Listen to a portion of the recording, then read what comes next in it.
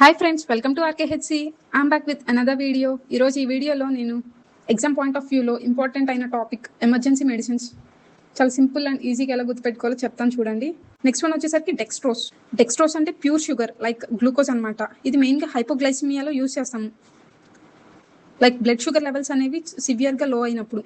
Adult dose is 25 to 50 grams IV and child dose వచ్చేసరికి 0.5 to 1 gram per kg IV. Next one is frusemide. ఇది ఒక powerful diuretic అనమాట, used for pulmonary oedema. ఇదేం చేస్తుందంటే బాడీలో ఉన్న ఎక్స్ట్రా వాటర్ని బయట పంపించేస్తుంది. Adult dose is 20 to 40 mg IV and child dose is 1 mg per kg IV. Next one is hydrocortisone. Hydrocortisone అనేది స్టెరాయిడ్ అనమాట. మెయిన్గా ఎక్కడ యూస్ చేస్తామంటే అక్యూట్ ఎలర్జీ అండ్ షాక్ ఆ కండిషన్స్లో యూస్ చేస్తాము. ఇది ఇన్ఫ్లమేషన్ని తగ్గిస్తుంది అనమాట బాడీలో. Adult dose is 100 mg IV and child dose is 2 mg per kg IV. Next one is epinephrine. Epinephrine అనేది ఇన్హేల్ చేస్తాం అనమాట మిస్ట్ ఫామ్లో in cases of asthma or like croup అంటే థ్రోట్ స్వెల్లింగ్.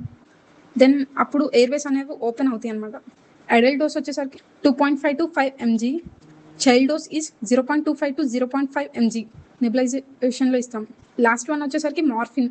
మార్ఫిన్ మెయిన్గా సివియర్ పెయిన్ కండిషన్స్లో use చేస్తాము, like heart attack or major trauma అలాంటి కండిషన్స్లో. ఇది స్ట్రాంగ్ సెడేటివ్ అనమాట. Adult dose is 2 to 10 mg per IV.